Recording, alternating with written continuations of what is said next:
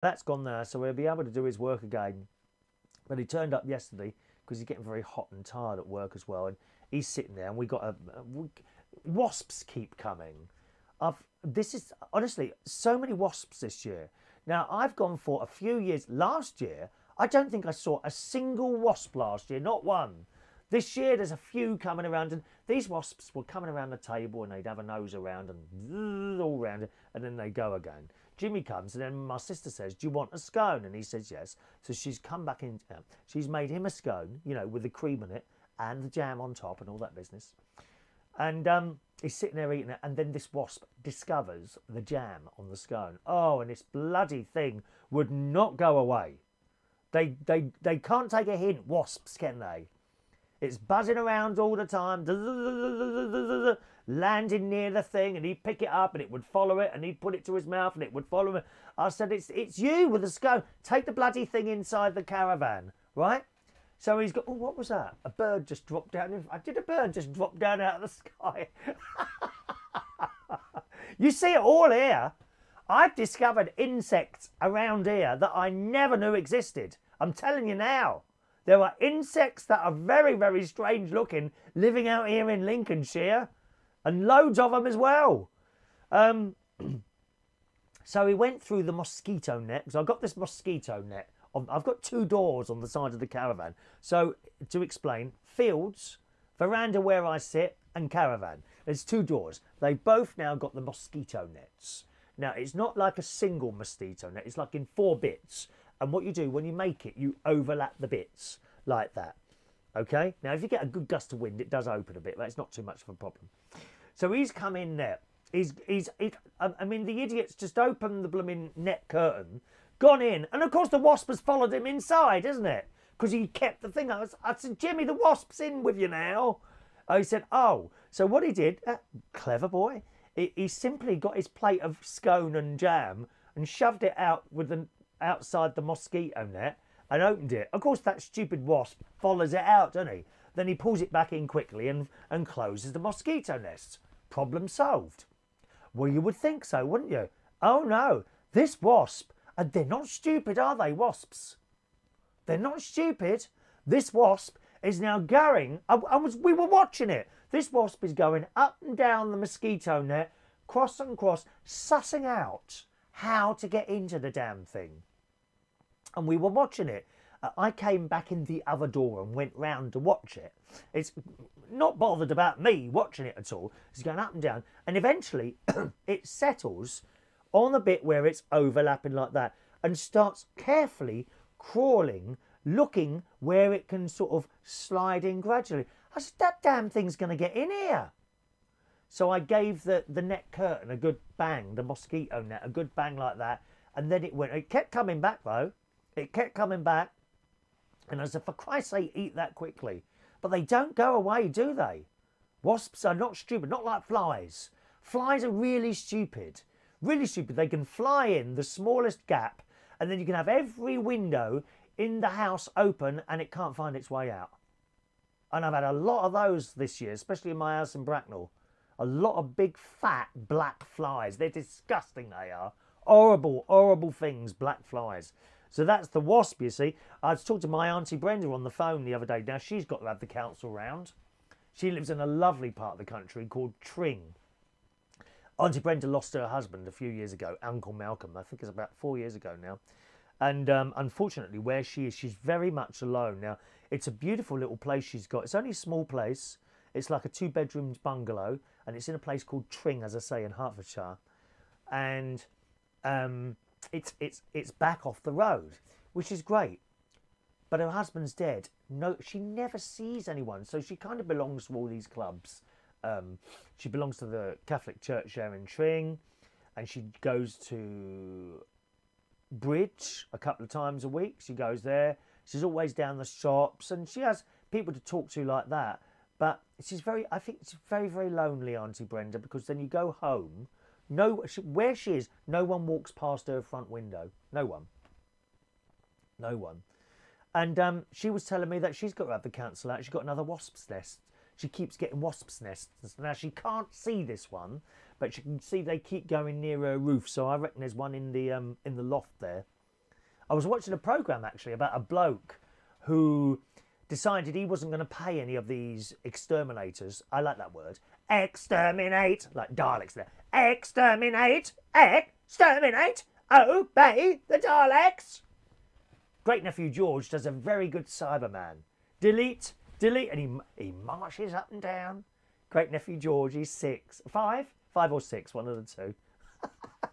And his sister, Emily, she likes to play the victim. You will see them shortly in a little film I'm going to show you, okay? So stand by for that. You're going to love this. You're going to love the films I'm going to show you today.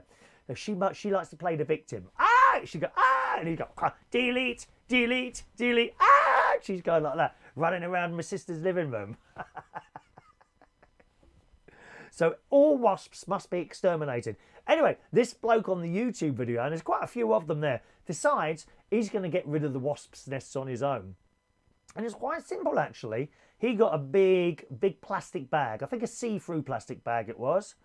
And he simply went under the wasp's nest and put the bag over the thing and then tightened it at the top and carried it off and then started smashing it with a hammer. You can see all these wasps coming out. Is that cruel to wasps? Would you not consider that cruel to animals?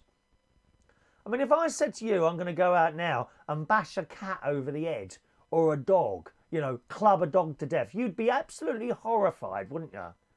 Why not with wasps? They're still God's little creatures. They are. And don't say, ah, well, a dog won't sting you. Yeah, but they bloody well bite, don't they? Or they bark. In my house in Bracknell, there's a bloke who lives quite that, and he runs a security firm. Oh, and he's got these bloody great big Alsatians, and they hate everyone.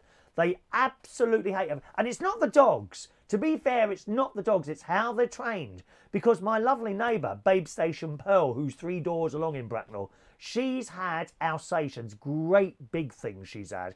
And they are so loving and lovely. They were. She hasn't got them anymore. She's got a little dog now. She had a few dogs. She's had a few of those Alsatians, and they've all got on with me. His dogs, horrible things. And then there's another bloke on this on the road as well. He's got a couple of dogs, and they hate me as well. Never mind. So that's the wasp story. This bloke, and apparently he got stung. He did get stung a few times while removing this wasp's nest, but that saved him like $150. So he was happy with the stings. Very, very strange and mysterious. So after my sister, I then went down the hairdressers, okay? First time, no, it's the second time I've actually been up the hairdressers here, because Jimmy, my nephew, and my 2 nephews go to this hairdresser's called, his name is H, and that's, I think, on the way to, I think it's in Coningsby. Coningsby, that's where he is. And he's got this little shop on his own, and he's a Turkish bloke, so you go in there and sit down. Now, while I'm waiting, you noticed I had a little bit of growth. I've got a bit. You've noticed I've got a bit now, haven't you? Yeah. So I've had a little bit of growth growing there. But yesterday I looked at it and I thought, this is starting to look untidy now. So about a week's. This is just a week's worth of not shaving. Just a week. Okay. So after a week's worth of not shaving, I thought it looked a bit messy. I thought, you see, I've never had this before. I start growing it for 2 days and then I leave it. And I thought, oh, I can't stand it. And I shave it all. Well, this is a week's worth. This is the longest I've ever left it in my you know, my tiny little 55 years on this planet so far. Hopefully another 55 years. I do hope so. I want to continue talking to you for at least another 500 years. I really do. So it was looking untidy. I didn't know what to do with it. See, I don't know. And you see blokes and they've got different shapes and some of them are down here. Now, I've got to tell you, don't worry, I do not want a beard that hangs in a bowl of soup. I think that's disgusting. Anything that's sort of longer than that is just awful. Even my best mate's had one of these for years, but he lets his go sometimes and it just looks old and awful and nasty. Like a bit of stubble. All I want is a little bit of stubble. A little bit of stubble, love. That's what I want. So I've gone down the hairdresser. He said, what would you like, sir? I said, I would like a 0.5 all over. I said, I need something to do with this. This bloke's saying this H. He says, well, what do you want to do with it? I said, well, I don't know really. Oh, he's gone. Well, he said, do you want me to just trim it a bit? I said, yeah, it just looks a bit sharp, and maybe sharper lines. I said, I don't know. He said, okay, leave it to me. So he did, and he's done it a bit. Before I did it, I did upload my face with the unshaven, completely the mess before. And I was asking people, do they prefer this or shall I shave it all off? And it was actually 3/4 of the people said they liked it, and 1/4 of the people, including my sister, who of course was the most vocal among all of them on the phone to me, said get rid of it. She hates it. My sister absolutely hates it. Now, my sister and I are sometimes quite opposite on many different things. Perhaps that's a thing with brothers and sisters. That doesn't mean we don't love each other, or at least she loves me. But it's just how it is. I think that might be a brother-sister thing. So I went along with the majority and I said, well, just give it a little bit of a trim. And that's the result. And I'm quite pleased with this. I know it's grey, but then, you know, what do you expect? I'm 55 years old. I mean, what do you want? What do you want me to do? Dye it red or green or yellow or something like that? And I'm quite pleased with how that's turned out. Now, I'm not one, and there's a lot of people out there, I just want to point this out, who are permanently uploading pictures of themselves so that they can have people say, oh, you look really hot.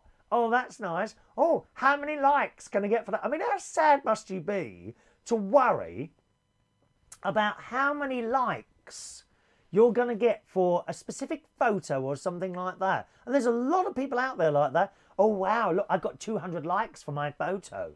No, this was just, I wanted your opinion. And the opinion was 3/4 of the people said keep it. 1/4 of the people said get rid of it. Interestingly enough, the majority of the people that said keep it are younger, are sort of 20s, 30s. Isn't that strange? And the majority of the older people said they didn't like it. My sister, she's classed as a very, very old person, although not as old as Ray Reynolds, who's with us this morning. Good morning, Ray. And a couple of other people. My nieces and nephews, all of them like it. And their wives.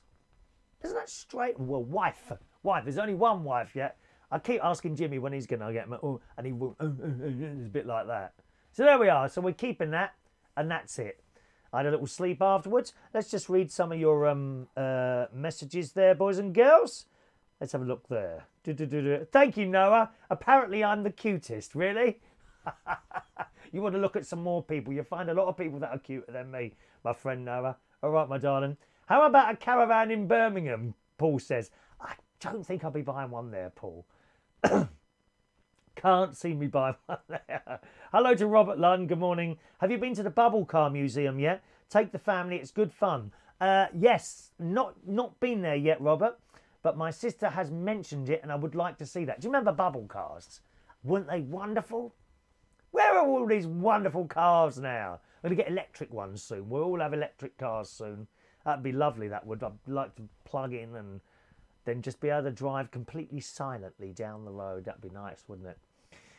Ray Reynolds says, stuck for a girl's toy at Christmas? Get a Barbie and a burqa. And that's a good idea, Ray. A Barbie. Well, you should have, in this politically correct age, you need dolls that are all different. So, yes, Barbie and a burqa.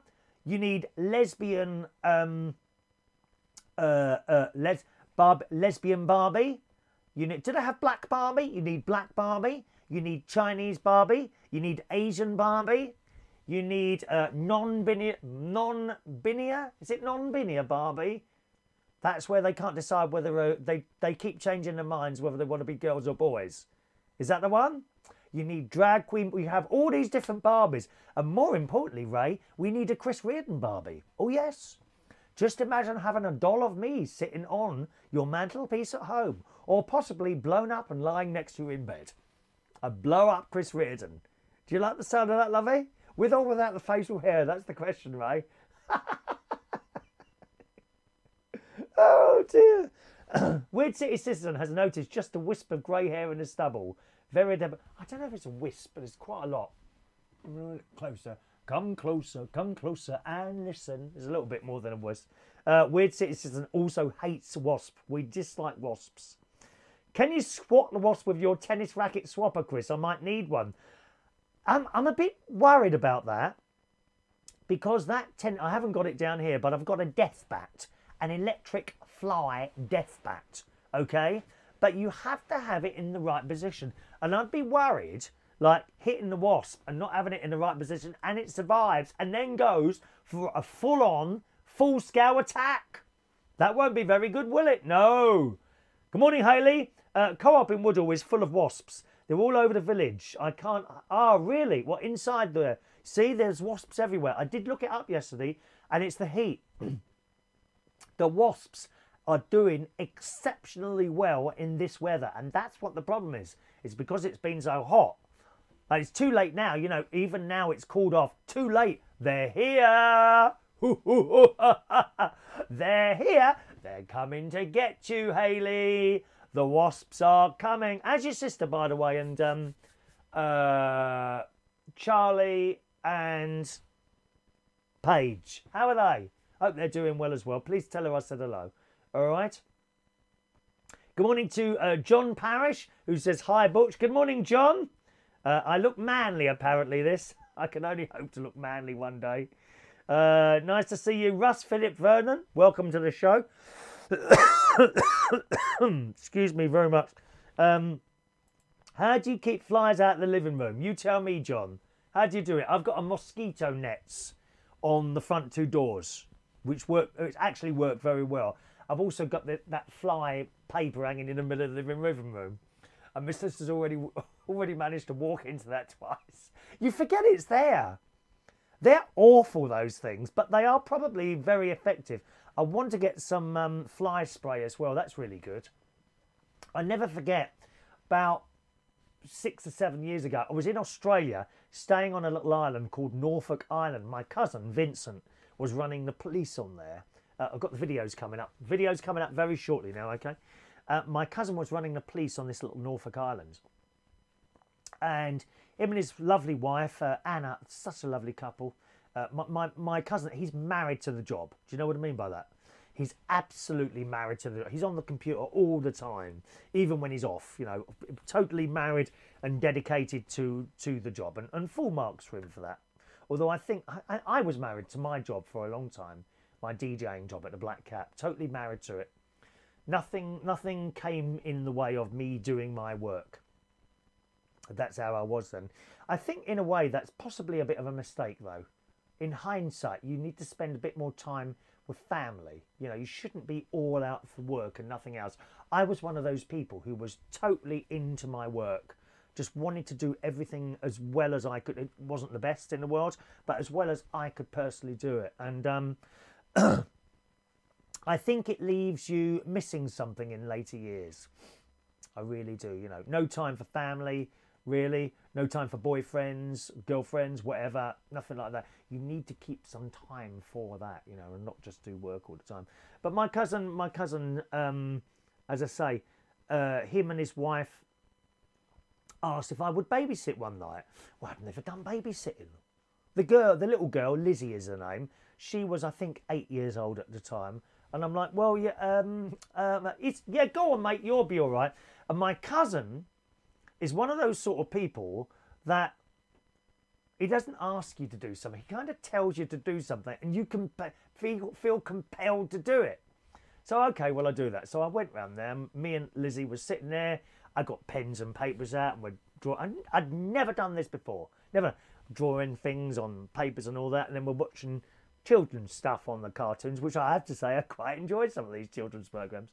And then we're sitting there, and then she's gone back on the floor and she's drawing these things, and Uncle Chris did it. So I'm looking at this stuff, and then all of a sudden she screams and jumps onto the settee under my arm. What on earth is wrong? There's a bug. There's a bug. Where? On the wall there. Well, I looked on that. It was like a bird. It was like a bird. This is a small island, Norfolk Island in Australia. This thing was massive. I've never seen a bug like, you know, when you see cockroaches in this country, in the unlikely, even in, I've seen them in pubs before, and you know, they're so big. This thing was like this. So I was terrified. But I've got a little girl with me now, so I picked up a pillow and thrown it at this bug, and the pillow is now on the floor. So we're sitting there, she's under my arm. I'm sitting there like, I'm going to move that pillow, mate. Or cushion, whatever it was. So later on, and we fell asleep. We fell asleep eventually on the settee. And I was woken up by, and I looked, oh, what's that? And I looked over, it was my cousin in the window. He had the most beautiful house. It wasn't his house, it was like a police house, you know. And he had banana trees in the garden. Oh, I can't tell you. That house was absolutely beautiful. And it was up. So you were up. You had to go upstairs to get to the living room. And you overlooked all this beautiful... Oh, it's such, and if you ever get a chance to go to Norfolk Island, go. Don't think there's nightclubs and casinos. There's none of that. It's quiet, peaceful and beautiful and country. It's a stunning place. And he said, was everything all right? I said, well, yeah, until she screamed that. He said, well, what went wrong? And I told him there was a bug. He said, well, where was it, mate? I said, it was up there through that pillar. It's under there now. He said, oh, okay. And he's picked the pillow up and he's looked at me and he said, it's not under there. And I'm like, oh my God, where is this thing? And he's looked around and he said, oh, there it is on the wall there. And there was this massive bug on there. Well, he had this magic spray, dear. Psst, that was it. It was dead. Psst, it just dropped off the wall and died. Little legs like that in the air. Bye-bye. So that's the insect story from Australia. Not nice things. We just don't like them, do we? Let's have a look here. Weird City Citizen says, if you tie a fly with cotton and suspend it above a globe, they go crazy. It's because they freak out and they think they flew too high. You mad fool. Andrew says to keep flies away, use this Spanish trick. 3/4 fill a clear plastic bag with water and put 1 or 2 copper coins in it. Tie it up and then hang it from above. This keeps them from away. Really? A plastic bag with water and put 1 or 2 copper coins in. Does it have to be a clear plastic bag? Or could it be like just a old carrier bag or something like that? What sort of... Does it have to... I would imagine...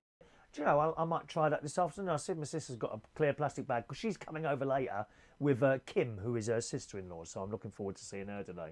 Thank you, Kevin. Good morning. John Paris says no flies on him. There certainly isn't. So I came back after having my hair cut and this bit of stuff done there. Had a little sleep in my lovely air-conditioned bedroom. The air conditioner is working. It's not working as well as it... well, it is working as well as it possibly can in a very hot caravan. Let me tell you that. So it's nice and cool in the bedroom.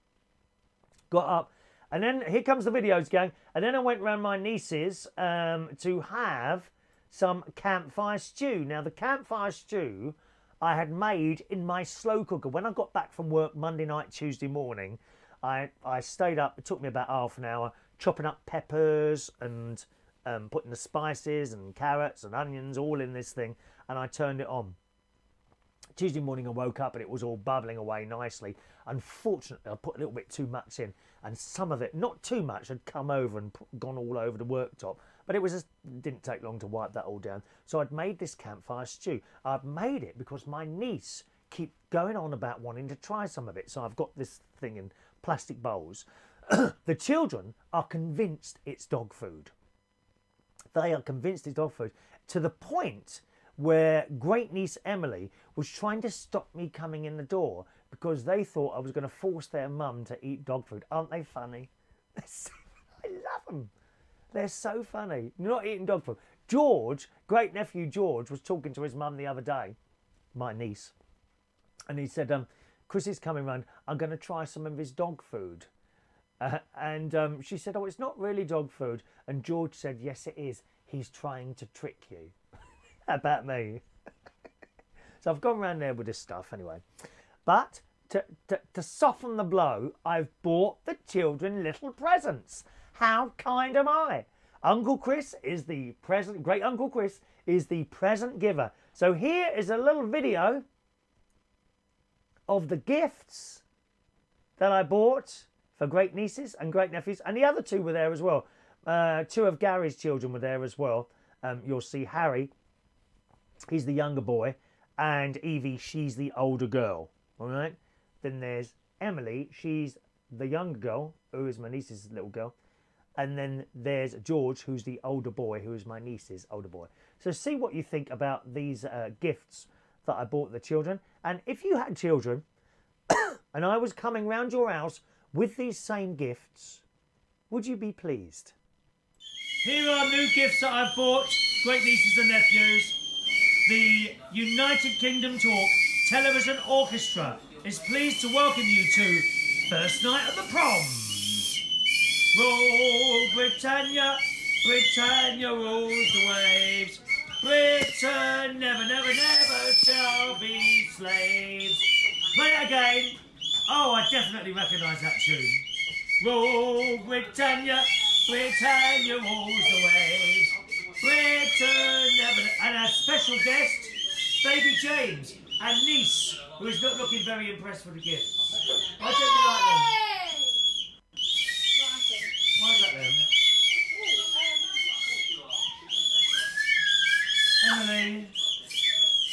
Emily, show us the saxophone.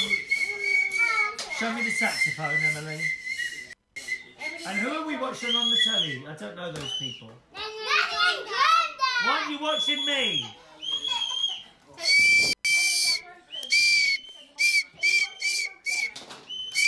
Evil.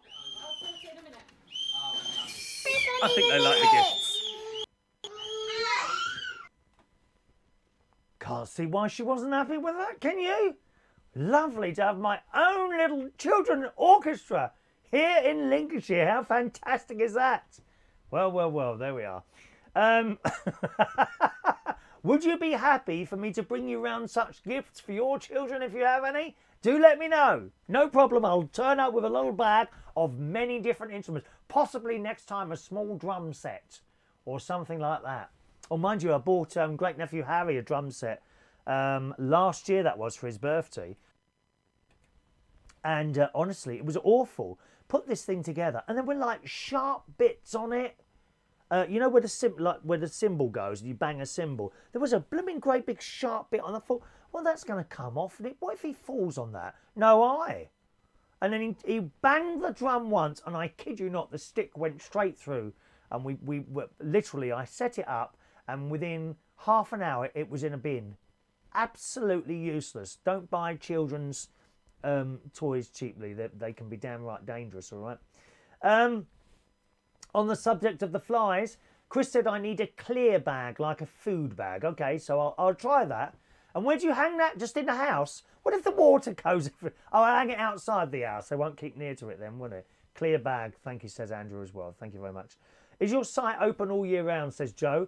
No, this is a 10-month site. However, you can live here all year round, but you must tell the council, and then you have to start paying council tax. Okay, so no, it's not. But if you want to, you can. And then you have to inform the site owners. And it's actually, there are a few people who live here permanently. And that's quite nice because they keep an eye on everything, you know, an eye. The beady eye is watching you all. Beady eye is watching you all. Good morning to Abdzirzak. Good morning to you, sir. Second time you've been there, I think, isn't it? Welcome to the show.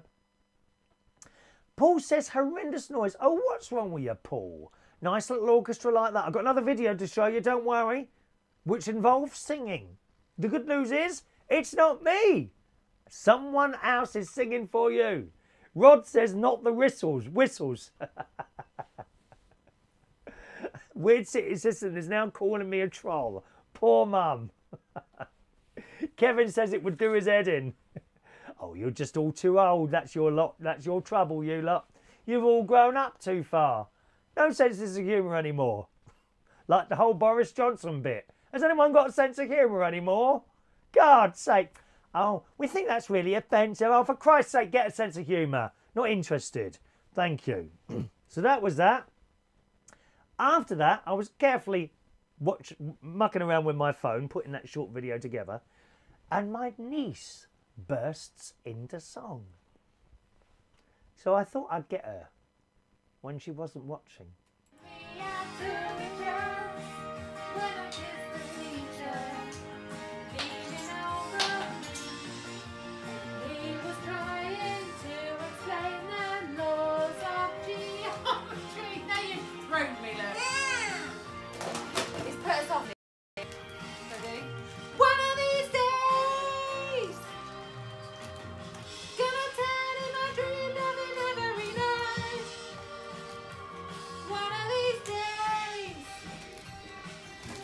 show in my hand, can I teach you my lesson, alright? What a crazy day when I kissed the teacher. All my sense had flown away. No, no, no, no, no! Don't attack me! Don't attack me! Don't attack me! My whole class said mine. Well, that was me almost dead there. That's just very good, don't you think? I can see her representing the United Kingdom, actually, at next year's Eurovision Song Contest. Da, da, da, da, da, da, da, da, da. I like the sound of that. A very good morning to Maureen, who's watching us this morning. Oh, Maureen's having trouble watching the video this morning. I don't know why that is, Maureen. Did anyone else have trouble with the video? Is anyone else having trouble with the video on either Facebook or YouTube? Maureen can't get us back. She's watching on a big telly. Someone. Julian says, "Tell the kids it's roadkill." What, my campfire stew? How rude! How rude! So there we are. That's what I did yesterday. I popped round to my other nephew's house, Gary, afterwards, and just watched a little bit of telly. I got quite tired in there though, so I went home earlier. I got back here, went to bed last night around about 1:45. About 11:45, which was quite nice. Now, look at this. In the Independent this morning, we don't usually do stories from the Independent, but it says here, UK heatwave is increasing pressure on police as police, and I quote, police say the public are reacting very strangely to hot weather. Well, I think I react strangely most of the time. I feel to myself to be strange most of the time. The heat wave sweeping Britain is increasing pressure on police as the public react very strangely to hot weather, a senior officer has warned. John Apter, chair of the Police Federation, told The Independent, I wonder what they mean by acting strangely. Is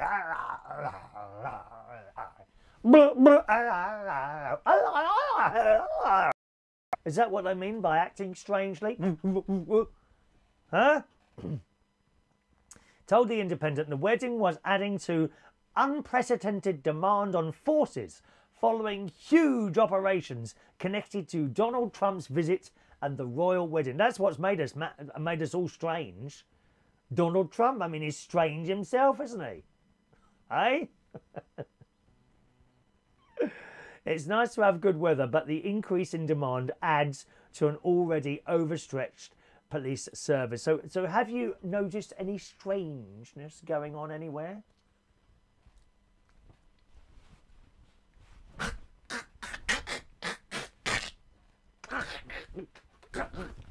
Have you noticed any strangeness going on anywhere at all? Do let me know, all right? By the way, I meant to tell you the text thing is here now. Okay, I found my mobile phone. I'd left it up here, my texting mobile phone. So if you ever want to text a message in, that number's up there, 07551 259 675, I think it is. Okay, there's the number there.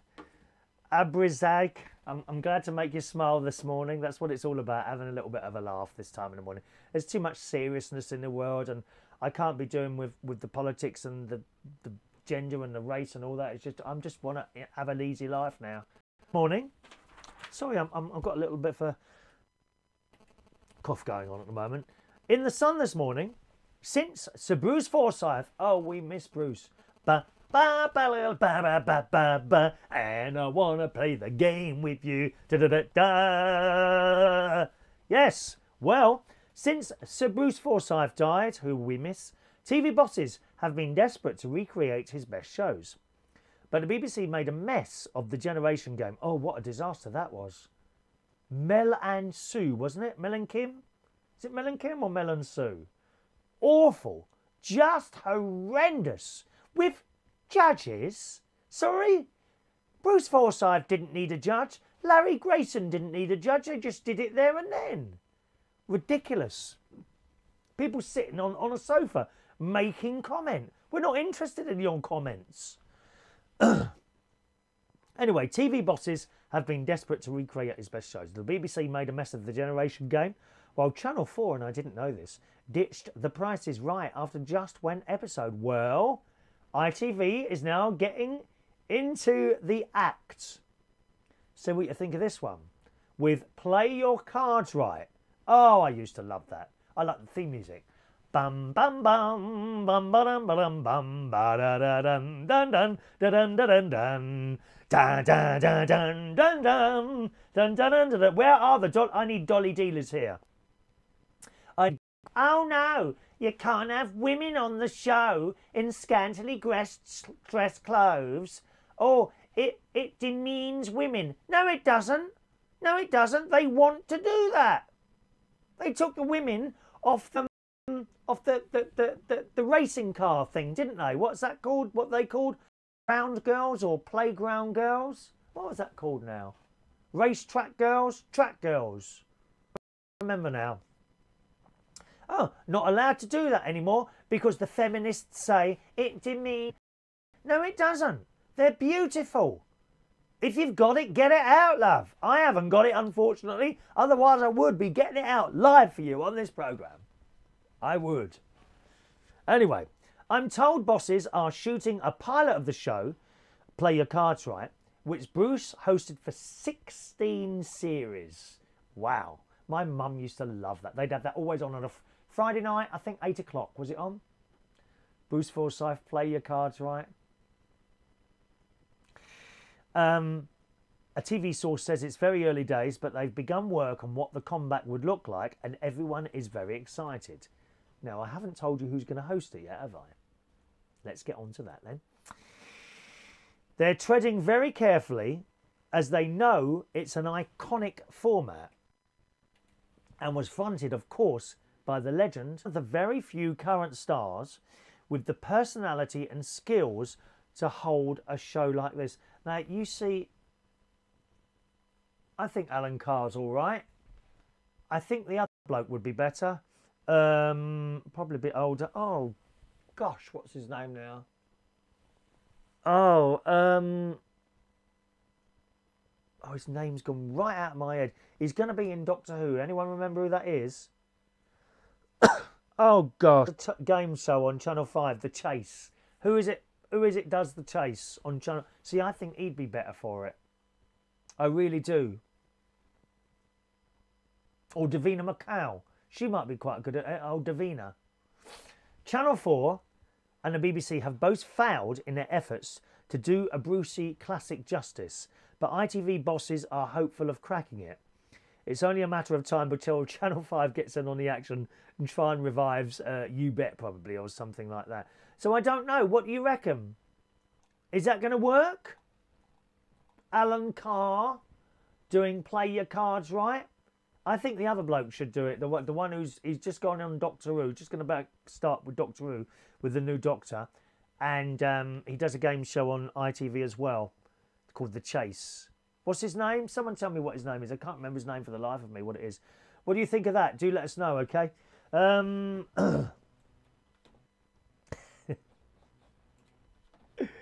Where's that one now? Hang on a minute. I think things have got... Abdirizak says I've made him laugh. Good. That's what it's all about, having a laugh, like I said to you. Alan Russell has collected his CD rack. Excellent, Alan. I had this CD rack left outside my Caravan the other day. Thing is, I've got no CDs anymore, so that's why. So I gave it away, and Alan Russell picked that up. Good morning to my sister, Sharon Butler, who's there as well. And that's good. Let's see what else have we got here. We'll do one more story this morning.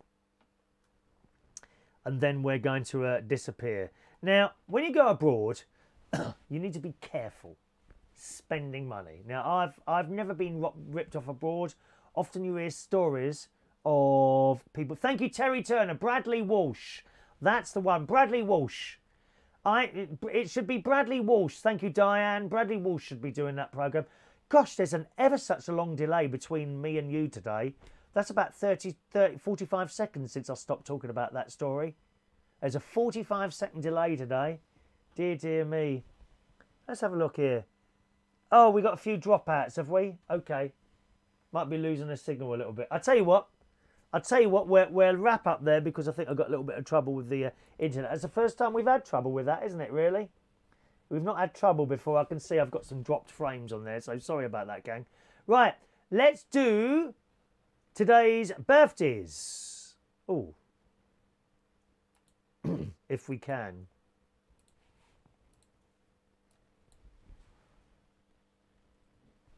Come on, where's your birthdays now? Can't get my birthdays up there. There we are. Right, we'll do today's birthdays and yesterday's birthdays as well. This morning on this... why